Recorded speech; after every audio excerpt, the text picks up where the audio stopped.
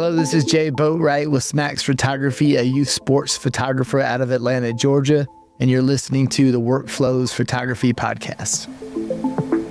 Elena, I am so happy to have you on, finally. You're 50 episodes in, but we're here. Oh, yay. That's a lot of episodes. Yeah. It's, when you first start a podcast, you're like, okay, if you get to 8, it means that you're potentially going to beat what they call the pod fade, where it just like goes away. Fades at 8? That doesn't seem like very many. Wow. Yeah. It's more common for people to end at 8. So getting to 50 is really nice. And we're ending season 3 at 52 episodes. So I'm really excited. Okay. Right after yours is your friend, Nikki Klosser. So I love Nikki. Yay. Yeah. I haven't seen her in a while, but I love her. Yeah. We just recorded yesterday, and I mentioned that we were recording, and she said the same thing. She goes, I love her. I miss her. Yeah. So the first question I ask every guest is, what is one thing you do for the photographic process behind the camera that saves you time? Behind the camera. So before, not after. Okay. So like while taking pictures. One thing that I do that, well, gosh, can I only have to one thing?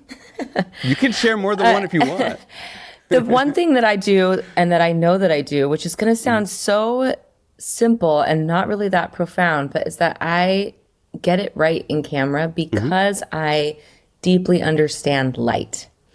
So and I'm a natural light photographer, and I like very interesting light. I use light very creatively. Flares and blowing out things and all of that is very intentional for me. But when I'm looking at somebody's portfolio, an older or a newer photographer, I can tell right away if they're trying to fix it after the fact, if they're consistently doing that, and it's all about light. So I would say that what I do behind the camera is get it right because I understand light so well. It's a good one. That is a common one that people say, and it definitely makes sense for it to be a common one. And I mean, as somebody who's been established in with their business and in their craft for quite some time, you understand more and more why it's important, right? And yeah.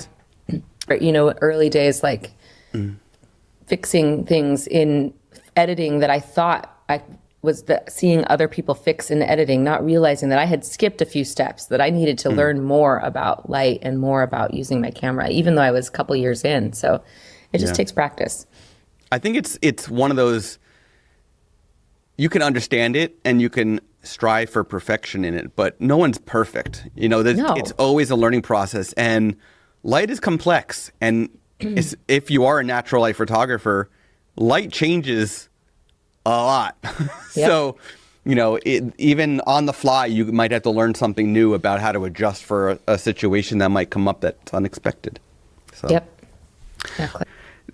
You have multiple aspects of your business, not only from the photography itself, but you also got the education side. You've got a lot going on in your business.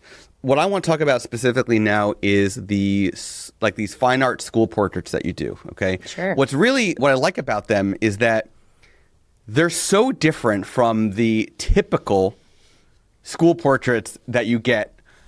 I'm going to buy my kids' school portraits because it's my kids and I'm going to buy them, and why wouldn't I, right? Yep. But they're so cookie cutter compared to what you're doing. You're doing these beautiful portraits that have a vibe to them. They have emotion to them, unlike a school portrait, which is, okay, sit here, stand here, smile, that's it. So when it comes to your school portrait side of your business, what is one thing you do for that saves you either time or money? What on the business side of things, what saves you time or money? So volume photography is what I feel like it would be called in our industry these days. It's funny how things change. I've been in business so long that there are terms now that did not exist when I first started stuff. But school photography, volume photography, the most important thing is that you have a system and that you have a process and that you are extremely prepared before the actual photo shoot happens. Yeah. You cannot be more prepared. You have to be very, very organized because you are dealing with, So even if you're doing very small school of 50 kids, it's a lot of people, a lot of kids that you have to stay organized. Most people, really move up pretty fast to schools that are 200, 300, 500, 1,000 kids. So you have to be extremely organized, because if you aren't, you are going to be spending a ton of time doing a bunch of like admin organization type of stuff that can be very frustrating if it's not organized before. So systems and organization is extremely important in volume photography. Is there a specific software tool that you're using to keep everything organized for the schools in particular? Because you might need a different software for like family sessions, right, than you would for these volume schools. So that's funny that you asked that. So I've been teaching about this since 2012. And whenever I teach anything, I know that my audience is often somebody who's just starting that, even if you're a photographer already, just starting this process of being a boutique school photographer. And I actually, when I teach other things like business and posing and whatever, I am sort of speaking to that person that might really just need that, whatever it is, to figure it out so that they can go to the next step. With volume photography, and don't worry, I'm getting back to your question. When you start Googling it, and I know this because back in the day when I was figuring it out, you're getting all of this information from photographers that have a big budget and have been in business a very long time and are doing schools that are typically, this is why my little community that I've created about this, it's actually a big community now, but is this kind of a particular segment of school photography, because most of us are about 1,000 kids or less, where there are volume photographers who are doing thousands of kids, and that's all they do. It's not, they don't have a family business. They are a wedding business or whatever. It is all school photography. They've got, a whole operation. And we all know the big box companies that do that. I don't have to name any names. So when you start looking, there is a lot of advice from those types of school photographers. And hey, if you ever get to that point, you might need that advice. But for a smaller mom and pop business, that's what I kind of feel like my business is or was. And for a business that's maybe just a one-person shop, you need it to be simplified and you need it to be affordable. And so I actually teach how to do it in a super organized way, very time efficient, without very much extra software. And to be honest, some of the companies take a very large cut of your profits. And when you are doing this to make money, launch your business, and market yourself to other, I can go on and on about all of the reasons why you should do school photography. But when you're doing it for those reasons, someone taking 5 to 10% of your profits is a huge deal. So I teach how to do it with very minimal software. And to be honest, the funny thing is that to this day, we do about 10 schools a year in my business.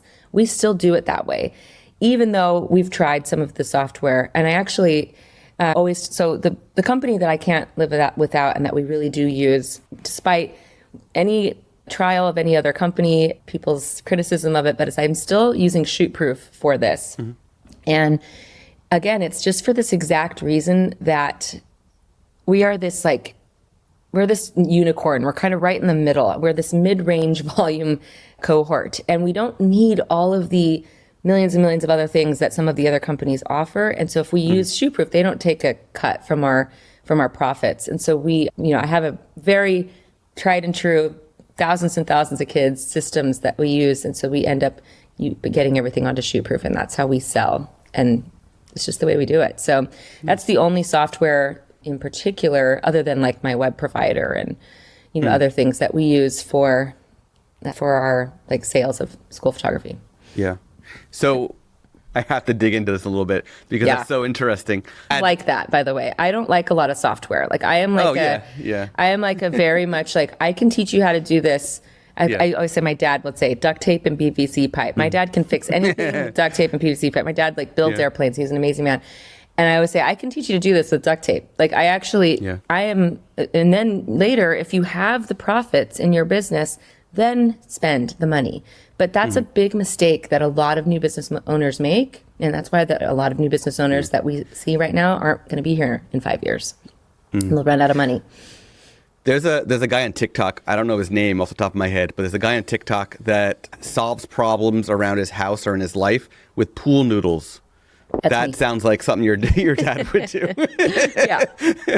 So, okay, I had in episode 44, I had Jay and Karina Boatwright. Fantastic volume, like super high volume sport portrait photographers. By the way, sportraiture, also a term that never existed years ago, but it's making its way. I love that term. All of it. There's so many new little subsets. We do a lot of dance studios too. I'd say that. Nice. So they use a variety of software because of the amount of volume that they're doing. They need to have get beyond paper and like spreadsheets and stuff. But so are you saying that even just to organize for, okay, here's the students I need to photograph and here's what they ordered or whatever it might be, is it literally like an Excel spreadsheet or a Google sheet that you're working off of? It depends. It depends on where you are and what kind. I mean, we definitely talk to and have tutorials from the big companies in our workshop because we have so many students. I have thousands of students from all over the world. But yes, for the most part, the way that we do it is very much like we make note cards for all of the kids, or you can print. We have spreadsheets, and then everything else is done like for ordering, because we do hand order as well. We're all about profits. So you can go through ShootProof and have the lab send the photos right to the family. But when you do that, you have to charge portrait print prices. And these are school photos. Even though they look like professional portraits because they're so much higher end in quality, they are school photos. So we use unit prints to save on money. And so we hand order. And so the way that we do it is we sit down and we open up the order sheet, which comes in as like a CSV file. And we open up rows and we literally order by hand like that. I mean, it's duct tape and PVC pipe, but 2 hours of ordering to save thousands of dollars is worth it for us. I have a staff. I don't do it myself too. I would rather pay somebody. It's actually more economical for me to pay somebody to do it than to take those cuts from our profit. Interesting. That's yeah. really interesting. Sorry to say that. I know that's no. I often say things that are very not what everyone else is doing, but I have a business that makes $500,000 a year, so I think I know what I'm doing. Yeah, no, you're not doing the wrong way. You're doing the way that works best for your business, and I think that's really important for everybody to see different perspectives on similar genres. The Boatwrights have their business, which does extremely well as well. There's thousands of kids. That's different. Yeah. This is where we're this little subset, like I said, where what I'm teaching people, and if you're listening, you've never heard my class is called Schooled. And it's about how to go into, most of my students are kind of like, gosh, my business is just not getting off the ground. And what they're doing is finding all of this marketing advice about how you should make TikToks and Reels and Instagram, or whatever, one of the, the more trendy. It's like, actually, what you need to do is get yourself front and center with your target market. And this is how you're going to do it. So that's the main reason that my community does schools, is because they want, and the marketing is ridiculous. Like, we teach them how to market, to funnel them right through their website. And I mean, it is crazy, but you make a ton of money. I just was in our Facebook group asking, what's your average sale? My average sale is 75 per kid. It's like math. I can say that that's how much we're going to make, and that's what we're going to make. Some of my students are like up to 100 per kid, like math. But we are doing schools that are 50 to 500 kids. You don't need that massive software situation where if I told somebody they needed that, they wouldn't even do it. And that's why this class is so successful, because I say, let's start here. And if you get to that place, because some of my students have, then you can explore those options. I have partnerships with Got Photo for one, and I could, name a few of the other bigger ones, and they make tutorials for us on how to get started and all of the things. But I want people to start now. Just start now, because that works. It works. That's how I did it. That's probably how you did it. Those of us that are here now, weren't afraid to just give it a try. So I love it. Yeah, like I said, I feel like different perspectives, different businesses, different business models. There's no wrong way. It's what works best for you, and I definitely appreciate that. So let's move into the editing side now. Taking Imagen out of the equation here for a second. Yeah. What is one thing you do for the editing? Again, when it comes to these school photos, that saves you time. Well, I'm going to say light again. I was going to say light again. This is, okay, for school photography or volume photography, and I actually teach people how to do it with natural light. We do it with natural light a lot of the time. I know. See, I do everything weird. We do use lights now, though. We're working with ProPhoto, and we do use lights for some of our schools. But you have to get it right in camera. You do not know if this parent is going to pay for your photos, so you can't be going in and like cropping and spot editing and any of that. So it's very important that you get it right in camera and that you have the lighting situation figured out before. So that's one. But the next thing I would say that keeps our editing so easy and quick is that we are starting to use Imagen for this, which is Imagen's still kind of, I can't believe it's real, to be honest. I'm like, whoa, did that just happen in 30 seconds? Like, I can't believe it. But we have presets or actions that we use to keep it super quick and consistent that we created. Nice. So, Awesome. So when it comes to these school portraits, and again, I said earlier, I love your school portraits, but they're not the cookie cutter, right? Yeah, they're very different. Yeah, like, those aren't, what you do is not offered in my school district at any way. I'd have to go and hire you. I'm probably training a photographer in your area right now. We have so many students, but yeah. But I've seen as a parent what these chain photo studios do for the schools after the fact. So I want to know, what is one thing that you do after you're done with the school? What is one thing you do that has increased business? Oh my gosh, I love talking about this. So, and I'm sorry that I keep kind of going off of tangents, but I feel like a lot of school photography stuff kind of needs a little bit of a like intro, in that we have been completely conditioned to believe that school photography is like this awkward rite of passage, right? Our standards are like on the floor for school photography, and there's literally no standards, and we like accept it. Like you said, we spend the money on the photos even though they're bad. My two daughters are like, their school, I don't do their school. I don't typically do public schools. I don't typically, but one of my daughters is like considering being a model. Like, she's gorgeous. Her photo is, it could not be worse from last year. I mean, it's weird how they made her look so bad. And that's just what we have become accustomed to. So with this approach, when it's not hard to actually focus on spending, it's not long, 60 to 90 seconds on a kid, and taking a photo of what they actually look like. At the simplest form, there's that. So not making them stand weird, sit in a weird thing, put their hands in a weird place, or whatever we do for school photography. And then it's also kind of relaxing on that uniform crop that everyone thinks you need for a yearbook. Like, everyone thinks has to be this like perfect, exactly the same uniform crop. It actually doesn't, and it looks really cool when it's all over the place. So it's kind of like relaxing a little bit on some of the things we thought we had to do in school photography. But the simplest thing is that all you have to do is let the kid be themselves. That's it. No forced smiles, no weird poses, and that's it. It's really not that complicated. And when the parents see that, even affluent parents, we believe, because we're photographers, that everyone in the world values high-end photography. Truth is, there are billionaires who have never hired a professional photographer before. So these parents see a photograph of their kid like that, and they go nuts. They spend like $500 on school photos because it's the first time some of them have ever seen a professional portrait of their kid. So it's pretty cool. Works really, really well.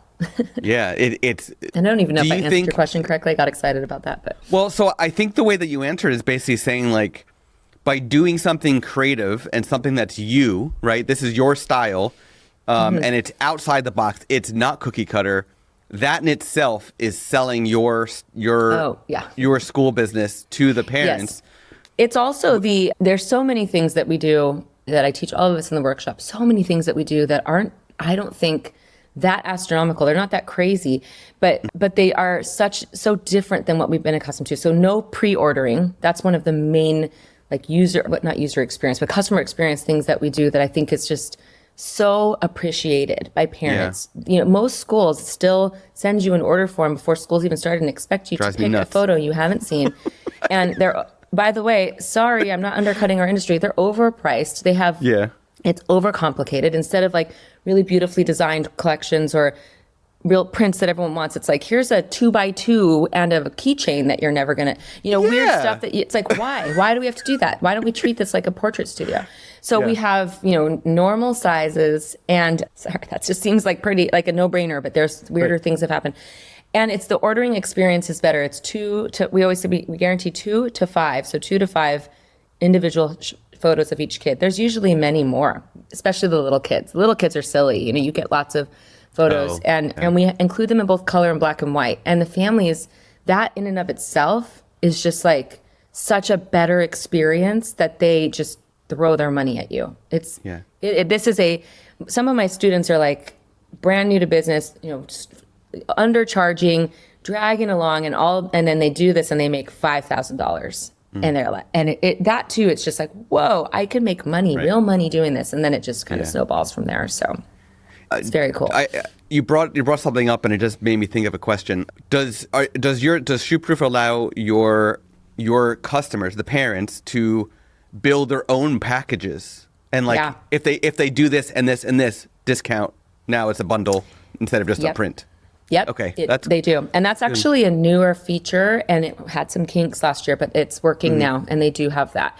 We're still we mostly do a la carte in my business. It just depends on your business though, mostly because we've noticed that was what people ordered. So we always keep our finger on the pulse of what's going on. So we ended up this new season that we have embarking next week. We have like, I think 5 schools in the next couple of weeks. It's going to be busy, but we have raised the price of a la carte and mostly are pushing a la carte and they can do bundles of what the a la carte stuff already is and save a little bit, but we didn't build like these big collections because people weren't really buying them. So we just raised the price of the a la carte.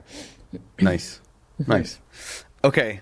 This is now my favorite part of the show. I've got this ritual that I do because it's very, very random. Can you pick a color, please? I'm going to go with orange. Yep. Okay. Yep. Okay. I'm going to shuffle through this deck, and you're going to tell me when to stop. Whenever you're ready. Oh, wow, you're really waiting. Stop. Okay. All right. You pick this, by the way. What's the biggest lie you once believed is true? It's the biggest lie I once believed is true. Whew. Goodness. Oh my gosh. About anything in life or business? Anything in life. Anything. Could be pool noodles and fixing houses. Yeah. Oh my goodness.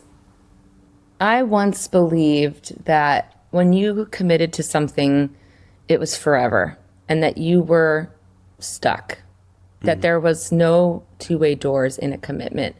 I believed that was success. And I luckily learned very young that you could change your mind.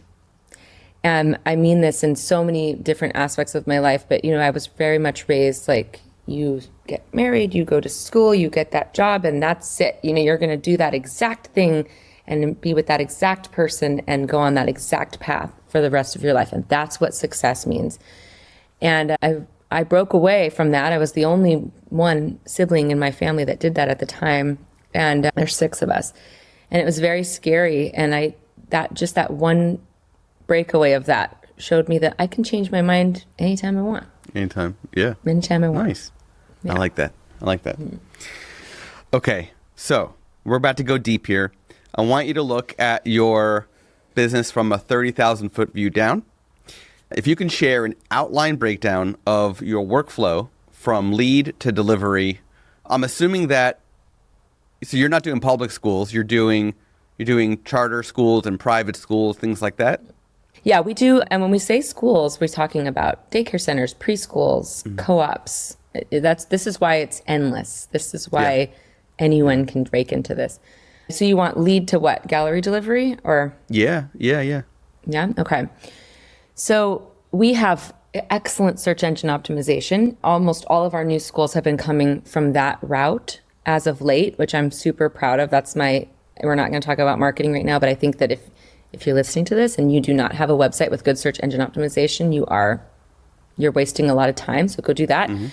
So we get our leads come through there, and we have a lead form that puts them right into a workflow in HoneyBook that immediately educates them on the type of photographer that we are first from a school perspective, what working with us is going to be like. We have like a whole FAQ. I'm a big over educate your clients as much as you can. We schedule a phone call which I don't do in my family photography business. I don't want to talk to anybody on the phone, but in this case, you do need to talk on the phone. It's a bigger contract. We schedule a phone call. We do a Zoom phone call so we can show them things that we want to show them, like the ordering process and that kind of thing. They're going to want to know all of that. They want to make sure that you can take care of the parents because nobody else wants to take care of the parents. Yeah. The school might be hiring you, but it's the parents that are 100%. Basically paying. The school's not paying. The parents are your clients, and the schools are already overtaxed. They do not want to have to be like the middleman between you and the parent for ordering. So they want to see the process. They also want their parents to be satisfied. So we show them everything. At that point, they almost always are like, yes, we're ready. Let's do this. So we have a contract that we send out. And then from there, we schedule a time to tour the school to make sure that we know exactly where we're going to shoot. We have a whole checklist of things that we need from the school from there, which is student rosters. We make a schedule with the school on photo day. From there, we decide whether or not we're going to bring our own assistants or use school volunteers. We usually bring our own. Sometimes they just want to give you volunteers, but we usually still bring our own. And then we schedule out the photo shoot and we do it. We do whatever day works best for them. And this is something that does happen year round. I think a lot of photographers are worried it's only in the fall. Bigger schools typically want it to be the fall. We do them all year. We do them in the winter, and this eliminates slow season for us. Do you often do twice a year for some schools? Because here, for some reason, they do twice a year, beginning and end. Some schools we do. Some schools we do. Okay. It depends on, we offer it because why wouldn't we? We have two colors that we use, two background colors, and so we'll offer it. And I would say probably 50% of our schools do it twice a year. It just depends on the school. Usually schools with littler kids want to do it twice a year, I think just because the kids change so much throughout the year. Yeah. So we do the photo shoot, and then from there, we come right home. We back them up immediately. Immediately. Like I tell my associate, I say, I don't care if you don't get to them right away, but I need you to back those up right away because last thing we want to do is do a school twice. Like nobody wants to do that. So we back the files up immediately, and then from there we would cull, edit, and then organize files, upload to shoot proof, release the gallery. And we release the galleries we tell the school it will take 2 to 3 weeks. We always have them back within a week.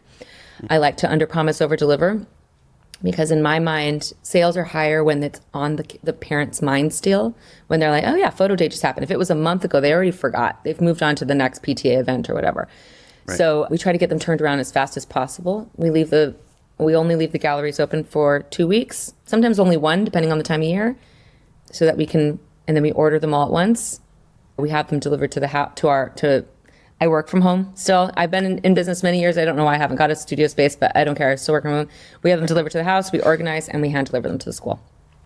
That's the whole process. Yeah. Because ShootProof wasn't originally, and maybe this exists. So I don't personally use ShootProof, so I don't know the back end as well. But how does it work with ensuring that the parents only see their kids' photos, or do you have them all in one gallery and then they just look for their kid?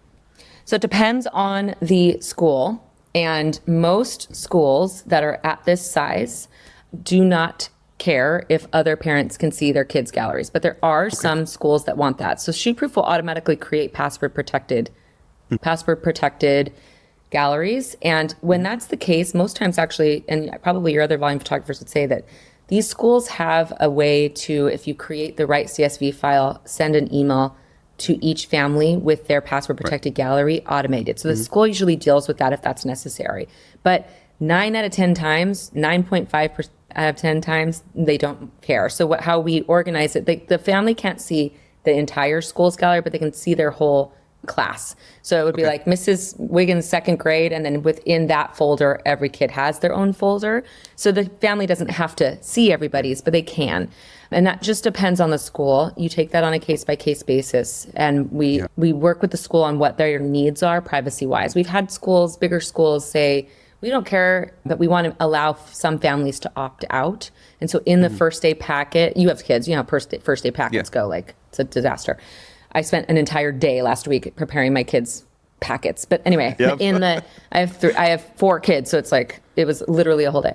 But in the first day packet, we had like an opt-out of the public gallery, and of the school had 600 kids, like 3 families chose to opt out. So it's actually pretty unlikely, but it just depends on the school. Yeah. For using a software that wasn't specifically designed for school volume type work. That's a pretty good workaround to go by the class. I like that because I could see if you had to break it down by kid, that's a lot of shoe-proof galleries with passwords and everything to set up. But they set it up. So shoe-proof actually, I know that it's kind of, I'm a rare bird that I have stayed with shoe-proof this long, but I try other stuff and it just doesn't work for me. And shoe-proof has a desktop uploader that automatically on the upload makes separate. It's very organized. Yeah. So there's no hand doing it. And then if you want them to password protect, you literally push a button and it generates a password for every single kid's gallery. I think there's still a lot of people who use shoe-proof. I don't think for volume, it's not as common, but I think weddings and families, I think there's still a ton of people who use shoe-proof. So and I've seen these other volume software programs. They're slick, but the one thing that I don't like about it is, and call me cheap, but I feel like the profit share is a little too high. It's too high for us. For me to, again, I would rather just pay my employee to do the grunt work that is required than pay a software company. So that's just where I am right now. I might change my mind one day. And that's, if I get to, I don't know if we'll ever get higher than 1,000 kids on volume, though. We really like where we are right now. So yeah, and you're profitable, you're successful in it. So if don't break what's not broken, right? I mean, there's always, but you don't have to. Okay, AI. I want to touch on AI for a second here. You are fairly new to the AI realm in the photography industry. What does the future of AI in photography look like to you? Oh my gosh. I was a late adopter to AI, and now I'm a big fan, even, like ChatGPT, like other AI, for example. Like ChatGPT is an employee right now for us. It's me and my two team members. No one can believe we do what we do with just the small amount that we have. We're a very efficient team. Proud of us for that. But we use AI every day, in it just, as a photographer, you're a content creator. If you haven't learned that yet, as a marketer, well, it's time to learn it. You have to blog, you have to do social media, you have to email, you have to. You literally can't. You give me a photographer that's not doing that even just at least a little bit. And that's a huge task for a lot of people. And AI can make it so much more efficient. And then for editing, I think that what AI means for editing is that this is going to become industry standard. And I know people get really nervous when I say that because they're like, oh, we're like this hustle culture that things need to happen overnight or whatever. It's like, well, unfortunately, it's just the way that it is. It's just like how when you get an inquiry, that person sent an inquiry to 5 people. And if you don't have an automatic email that goes to them immediately, your chances of getting booked are significantly lower. That's not that we're asking you to be there answering it. We're asking you to create systems to be with the industry standard. And I think it's the same thing with editing, in that if you and this other person are both competing for the same wedding, for example, I think like this really happens in weddings, and you're still taking 3 months to deliver the gallery, that person who's using AI can do it in a couple of weeks, or even if they can bring it down to a month or whatever, they're probably doing it in a couple of days even. You just lost out in that competition in what is staying true to what is industry standard where we're getting. So I think I think it's becoming an industry standard to be more efficient with AI. Yeah. Well, there's a common trend since Imagen came to the market 4 years ago. There's a common trend in the wedding space that I'm seeing a lot of other industries or genres start to adopt, which is you're charging $6,000 for shooting the wedding, right? Well, just to throw a number out there, you're charging $6,000, and at least your turnaround is 3 months on paper, right? But when they're signing the contract, there's an upsell for $500. You can have a guaranteed 1 month, a guaranteed 3 week, a guaranteed 2 week turnaround time. So bring this back to schools, you could do the same, right? You're trying to turn these around in a week. You could guarantee a week by doing a little bit more. But again, your parents are the clients, so that's. But we could do that with our family photography. So I haven't talked about my family and newborn photography business. I mean, I have a full-fledged, 100 shoot a year family and newborn photography business too. Sometimes I wonder how all of the things happen that they do, but they do. And we could do it like that. And I actually, did a little experiment where I was like, well, I'll have my editor edit and I'll do it with AI and I'm going to look at what the difference. Like I went through the whole process and I sat here and it's more touch for me still than using a human to edit them. So we'll say that, like when I get them back from Imagen, I do have to go and look at everything and a couple of tweaks. I always call him the guy, my editor, Imagen editor, my dude. He's not quite perfect yet, but I have a feeling he's going to keep getting better and better. Yeah. And so there's that piece. And so during the really busy time, I probably will sometimes still use my editor because of that. But anyway, it's neither here nor there. I just feel like the ability to do something that used to take, weeks so one photographer could spend 9 hours on a family photo shoot if there weren't really a proficient editor. Just for it to happen like that, it's mind blowing. Yeah, it's mind blowing. So let's hear on that exact topic. Since you started using Imagen let's go all of your business, right? Mm-hmm. So for each genre that you photograph, how did Imagen impact your life? Well, it saved me money, for one. And as you can tell, I am very much about profit. I'm a profit person. Yes. I'm like, we are running a business here. We have to have profits. Yeah. So it saves you money. It's ridiculously affordable. So that's one thing.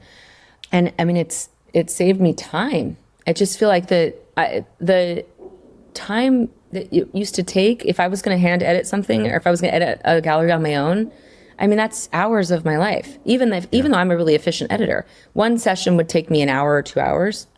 This takes about 10 to 20 minutes with Imagen. Right. Literally. Yeah. Like I'm not exaggerating. Like it's actually pretty uncanny how fast. Have you, I'm curious because so valuable. You do have a very successful business overall, both in the photography and the education side.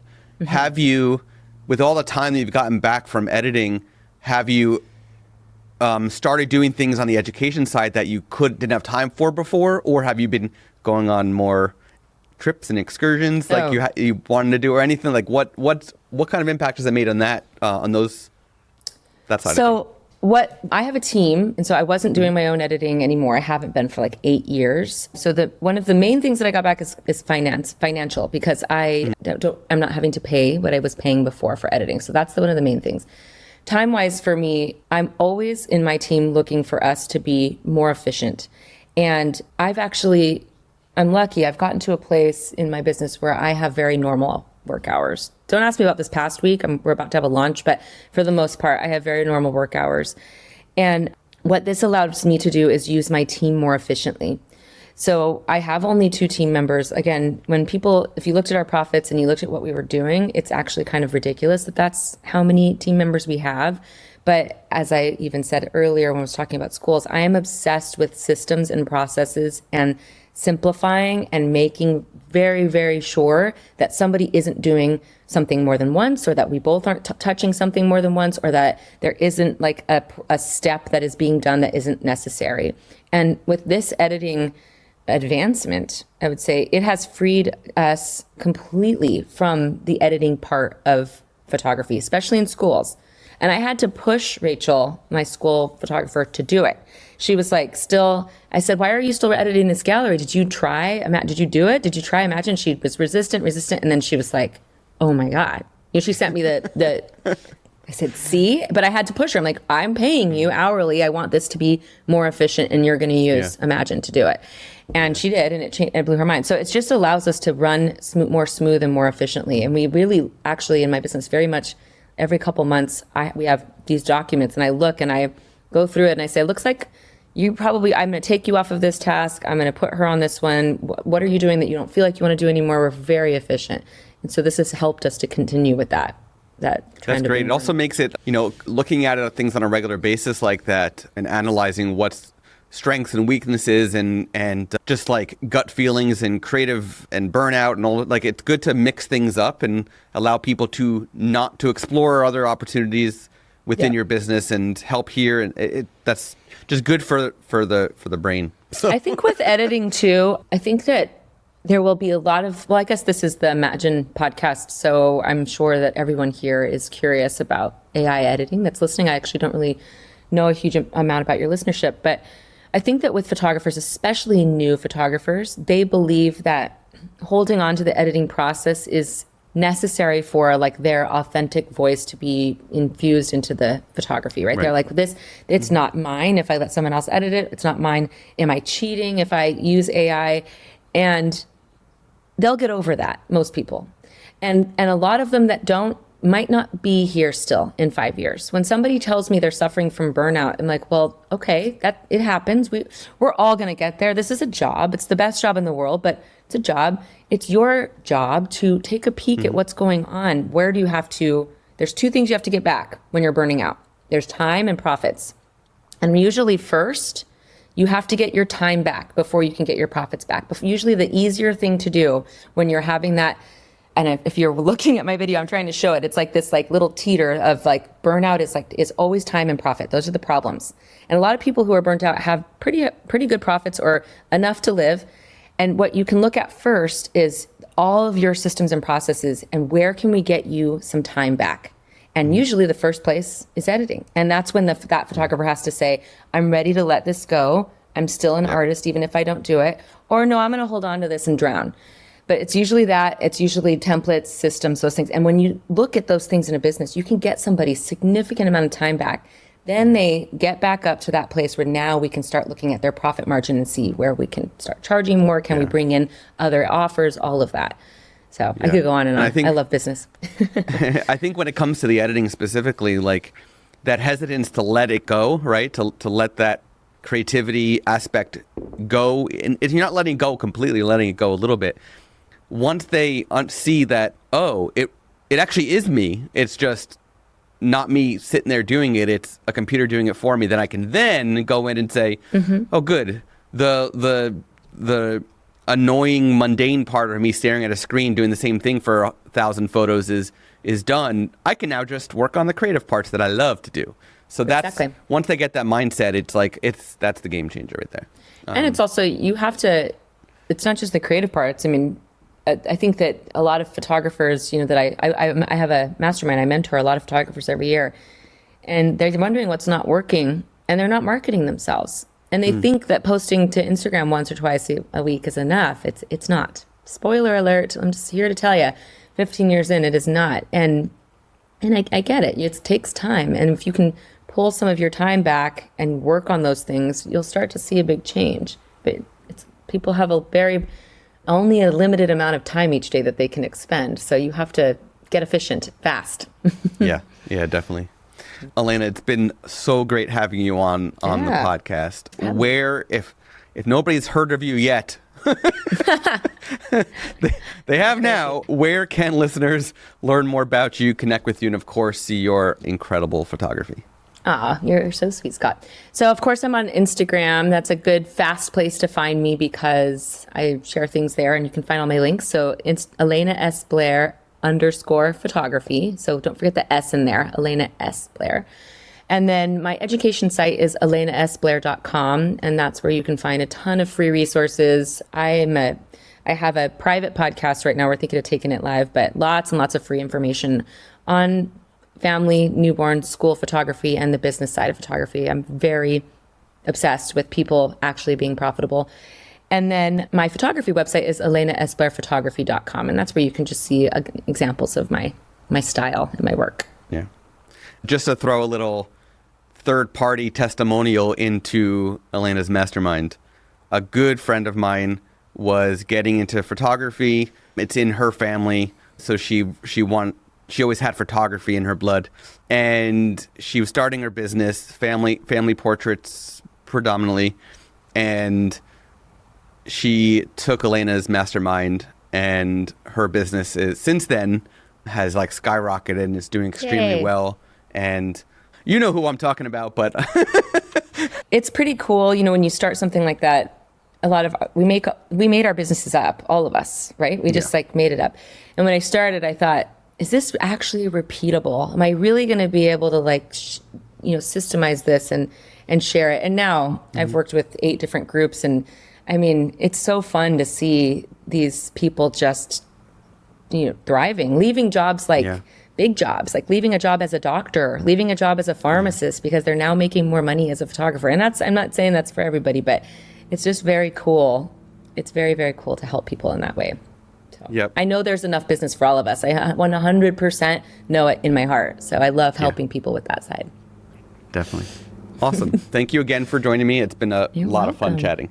You're welcome. Good talking to you. You have been listening to the Workflows Photography Podcast. To hear more from Workflows, to learn more about our guest, and for an exclusive offer for Workflows listeners, please go to workflowspodcast.com. And be sure to subscribe to the podcast on Apple Podcasts, Spotify, or wherever you listen to podcasts. Thank you for tuning in. Until next time.